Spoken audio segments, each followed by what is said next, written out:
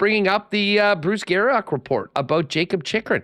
Let's talk about that because, again, we're getting closer to things really heating up on the trade market. I think it's pretty clear that the Winnipeg Jets have put themselves in a position where the general manager and the organization will feel that this is maybe more than ever before a time to be aggressive, to try to do everything you can to up your team. Chychrun has one more year on his contract, and it sounds like things have soured a little bit in Ottawa, and it's been a miserable season for that group. What are your thoughts on the Jets' interest in Chychrun, and what do you think it would take to get him out of Ottawa?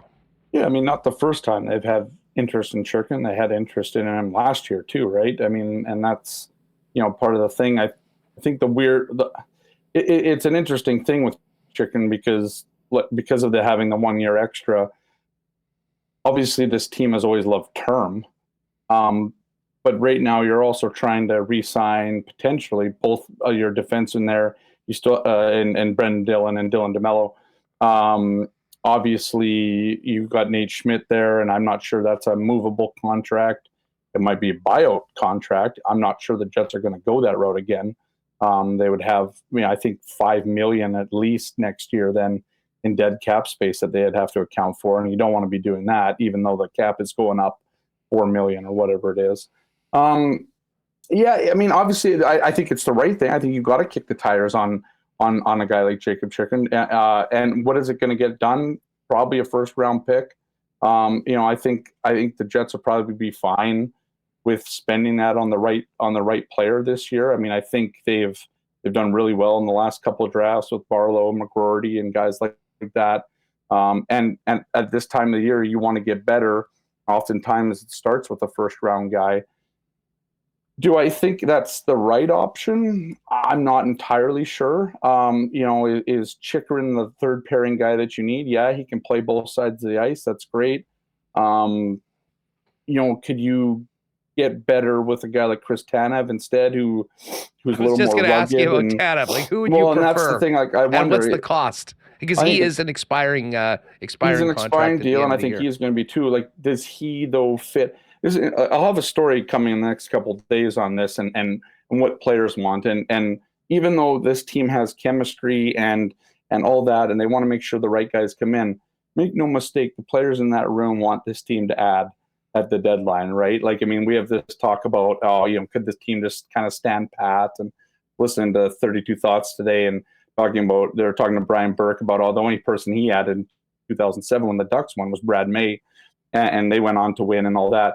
But I think at the end of the day, like there is an excitement in the players when a player gets added, because that means that the team that you're playing for, that you've done well for to get to this point, that team has invested in the team. And so it kind of reinvigorates everybody. It gets everybody excited about the next month or two of the playoff run and all that sort of thing.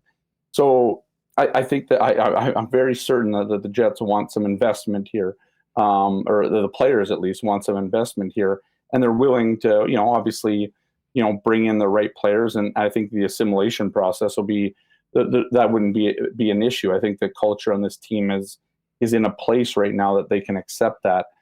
But yeah, I think the Chychrun thing's interesting. I think we're going to hear the Jets in a lot of conversations right now. I think we know that they're looking at Sean Monahan as potentially an option at center. You're looking at potentially a Sean Walker, who is a right shot defenseman out of Philly. Is Philly looking to sell a guy like that? I don't know, because the Philadelphia Flyers are doing pretty good right now, and so that's the other thing. Like, what are some of these other teams that we thought would be rebuilding that is turned into contending teams, or at least playoff contenders at least? Are they going to be so willing to sell anymore?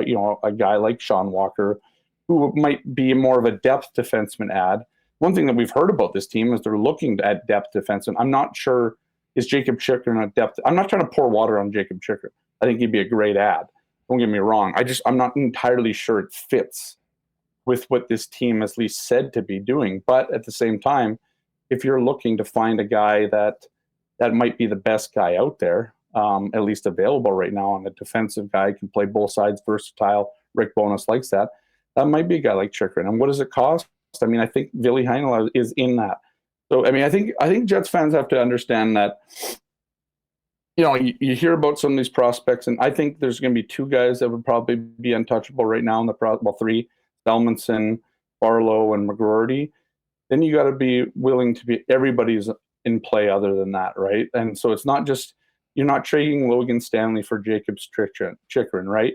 You're not trading Logan Stanley in a fifth for Jakob Chychrun. Like, you're probably trading a first-round pick and maybe even Ville Heinola.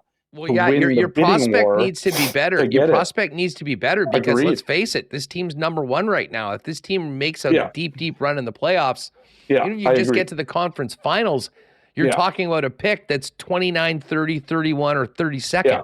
So it's basically, it's a fringe second round pick almost, right? I mean, I get that it's going to be there, but I mean, Ottawa's got to be comfortable with the fact, just like you said, it could be 30, 31, or even 32. And again, at that point, you don't care about Ville Heinola or anybody like that if you're a fan, if you're hanging on an actual Stanley Cup banner. But at the same time, that's what the prices are. And don't get me, like, Jakob Chychrun is going to be an in-demand defenseman for teams that are looking for defensive help. And so the Jets are going to not just have to be in on it. They're going to have to be, first of all, I think Chychrun has a 10-team no-trade clause. I don't think that Chychrun would say no to coming to the Jets. That's the other thing that you got to, I mean, again, winning changes a lot of things, right? You'll go to Winnipeg for wherever, even if it's for an extra year after this one, if you think you got a chance to win. I think the reason why Chychrun went to Ottawa in the beginning was because he figured they had a chance to win and they were on the up and up, right? And so, but yeah, I think it's definitely something that the Jets should be kicking the tires on. I think it's just, you got to be willing to pay what the price is going to be for that. And, I think the price is probably going to stun a few people that may not want to give up that sort of thing. But at the end of the day, if you want to be in the conversation for these big name guys, the guys that are on the top of these trade bait lists and all that, you got to be willing to put in there first and then put in one of your better prospects.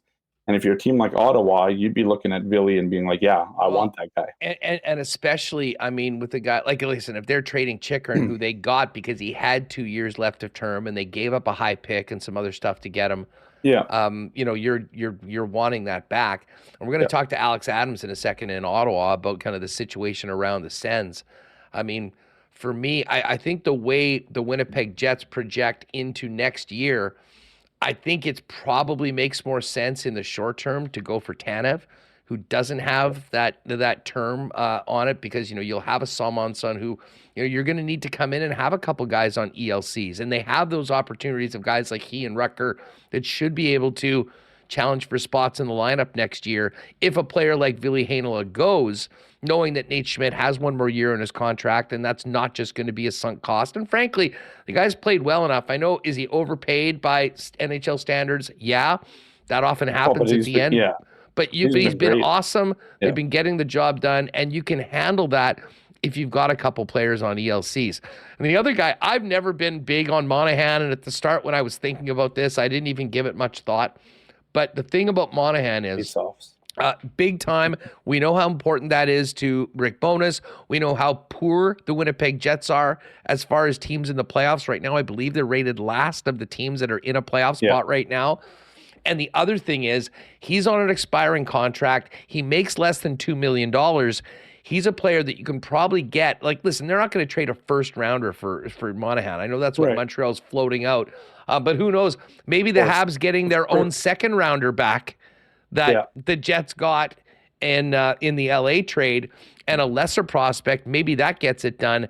And because of the cap space the Jets have, unlike most of the other contenders, and the fact that his salary is less than $2 million, that might open up a window where you could do a Monahan and a Tanev and really make a big push. Listen, it's going to be very, very interesting, and those conversations, I think, are really going to heat up post All-Star break on the program and, of course, in the Winnipeg Sun.